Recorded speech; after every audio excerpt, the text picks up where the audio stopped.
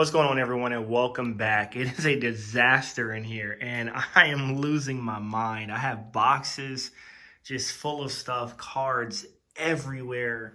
Trying to go through this box right now. We have everything from XY era, Sun and Moon, Sword and Shield, Scarlet and Violet. We have probably about 4,000 plus cards in there, a ton of packs, going through everything. And this is kind of what I want to talk about today. So I would really love your guys' insight as well. So currently what I'm doing is exactly what it looks like. I'm going through all of this bulk right now. And unfortunately, I don't have a lot of these boxes right here to go off of. So I have some more coming in. So currently what I've done to sort this bulk is take the booster boxes, which I had, and then basically just pull all the packs out, open them up, and then start sorting everything one by one inside of here. And of course, the ones that fill up the fastest are the commons and uncommons. So right here, we basically have reverse and holographic rares. I have commons, uncommons. These are non-holo rares. And then we have our reverse commons and our reverse holo uncommons. So that's the way I've done everything. Whenever I finish, I basically just put it in a box just like this. Inside of there, fill that up. The way I started was putting everything here, which is a complete mess. You got your rares over there, stuff like that. And pretty rare, the rarest of everything, for me, tends to be the reverse uncommon cards, right? That's the rarest ones. And of course, on this little dish right here, we have the reverse commons, have a small stack as well. But it's just a ton to go through. So I've kept the Scarlet and Violet and all of the Sword and Shield together. The Sun and Moon and XY I'm going to separate. And that's mainly because, you know, as you start to go through your bulk, some of that older stuff, the rares, can actually be worth a couple of dollars. And that's something to consider and think about, because you have to think about what you want to do with your bulk.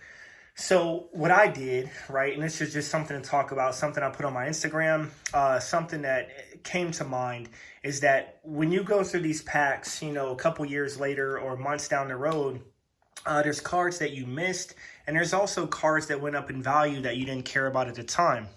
One primary example are these celebrations packs. So going through these, of course, most of these cards inside of these packs, if you were to open this up, right, most of these cards in here are like 20 cents. They're not worth much. But then a lot of the cards in here, like this Groudon, might be worth a couple bucks. A lot of these Pikachus are like 1 to 3, maybe even more than that, 1 to 3 bucks, right? So you start to pull all these cards out of your celebrations packs and stuff like that, and then your money, your value tends to start to go up. So I'm going to sleeve all of these. I have a ton of hits that I didn't know I even had left in these packs. For example, like this Koraidon EX, right? We have the Koraidon over here.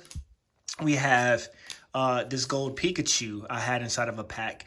I also stripped all of the Vs. The V cards are great because you can actually take the V cards and fill up a binder or a box and probably just sell them for $1 a pop, right? You have your dollar bulk binder, and a lot of people tend to buy like that because, you know, it entices newer collectors especially, or people trying to fill out a set, because they just see a binder full of flashy cards, stuff like evolutions like this Espeon V.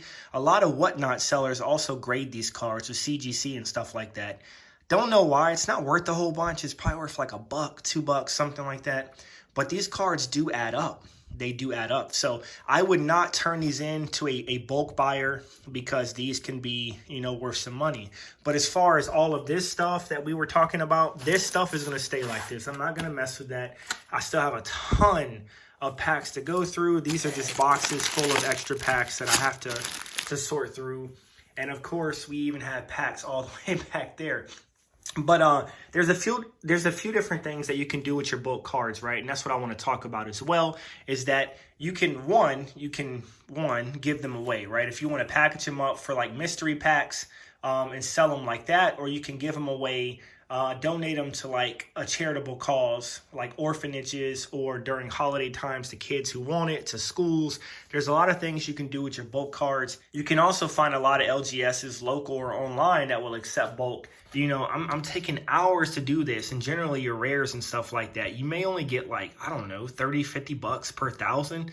That's not a lot, right? Like, I haven't even filled up this box yet, and I've went through hundreds of packs. And you know, like this box right here holds probably about 300 plus cards, and it's not even full. So that's something to think about. Like, they're not dying to take your common and uncommon bulk, but that might be the easiest thing to do. Now, one thing that also has enticed me to do, which is not a great thing, right, is realize how much bulk I have. And as I start to want to fill out my sets, I'm like, hey, I have so much bulk. Maybe I should do a Lost Origin Master set. Next thing you know, I'm collecting a Master set, and it's costing me tons of money because all of these alternate arts are going up in price.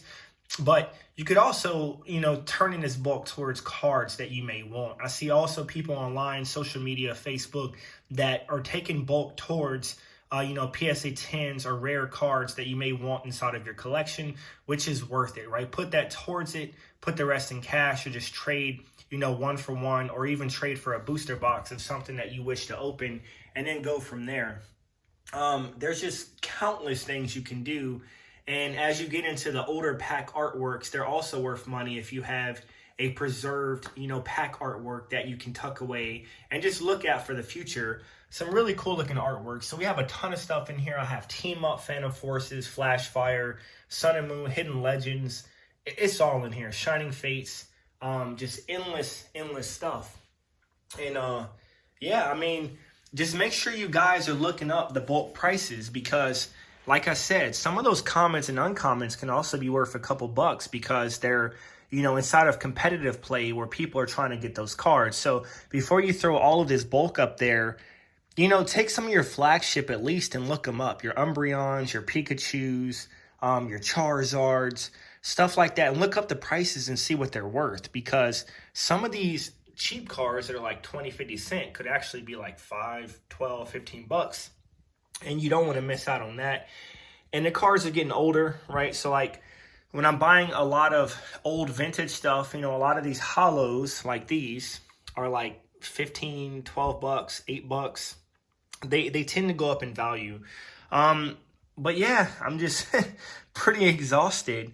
And this has taken an incredible amount of time. So I highly recommend for you guys out there who are cracking your boxes, that there will come a time, most likely, that you will wish probably that you sorted through your bulk. The thing I wish I did was went through all of this bulk as I went through a booster box or opening cracks and packs from some like premium collection boxes and stuff like that, because this would have saved me so much time. Now, and this ain't even all of it, right? If I went into my other room, I still have a ton of other boxes and packs and other things that I'm still going through. And matter of fact, I can probably take y'all over there really quickly and just show a little bit.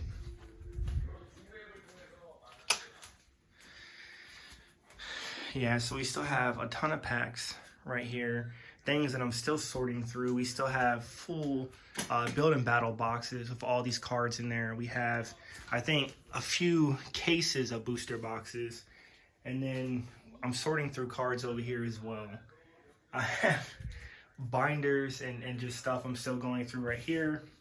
I'm actually filling up binders, right? So that's something to consider as you start to strip out all of these nicer cards.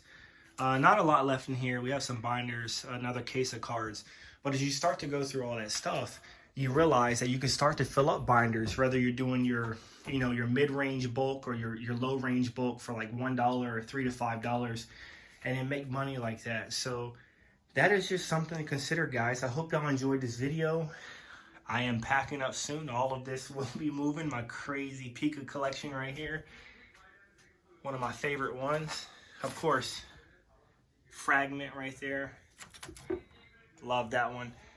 But yeah, hope you guys enjoyed it. And something I will be showing y'all very, very soon will be a crazy collection binder that I put together. Whole bunch of crazy stuff in there. And I'm excited to show y'all that. So I hope y'all enjoyed this video. Drop some comments. Let me know what you do with your bulk and how you get rid of it. Maybe I should just burn it. I don't know. It's really driving me crazy right now. My ADHD, I can't sit down and stop opening the packs and sorting. I wish I had a card sorting tray. I know that's a thing. But yeah, I appreciate you guys. Happy holidays. Happy New Year's. I'll see y'all again soon. See y'all later. Out.